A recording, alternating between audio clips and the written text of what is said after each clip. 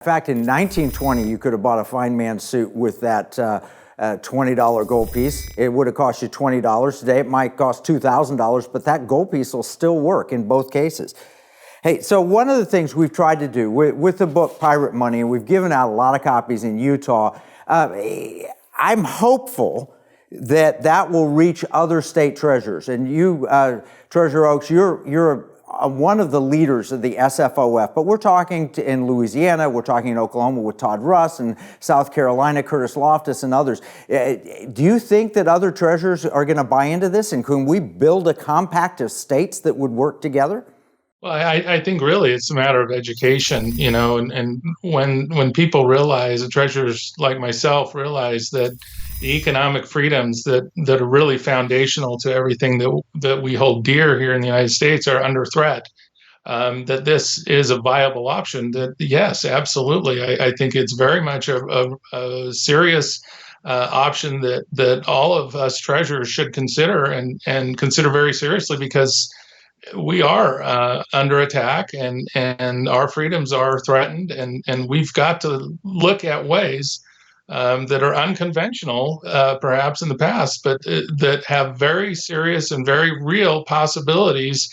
We owe it to the citizens of our states to go down this path and very seriously look at implementing something like this. Well, I've talked to Derek Kreifels, and I'm hopeful that he said he was interested. You and I could host a panel maybe at an upcoming SFOF meeting. But if we could we've got 21 states looking actively at legislation. Utah may be the furthest along, but there are a lot of other states that want to be in the race with you.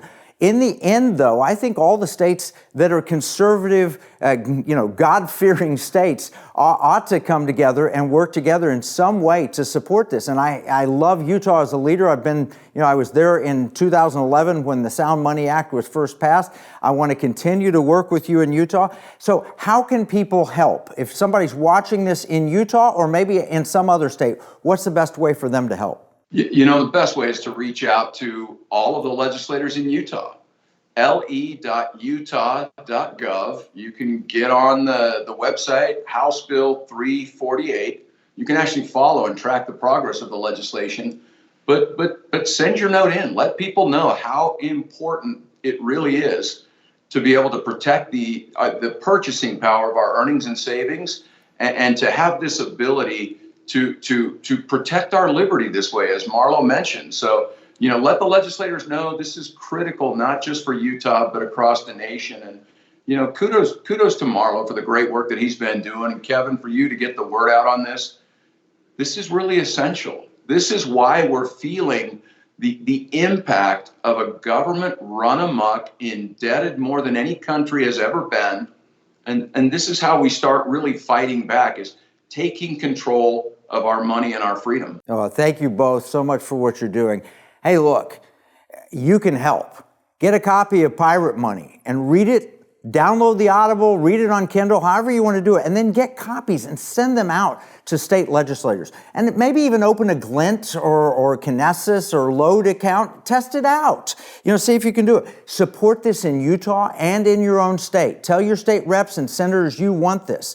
Follow our progress at transactionalgold.com. Click on the Active States button, distribute copies of the book, and pray.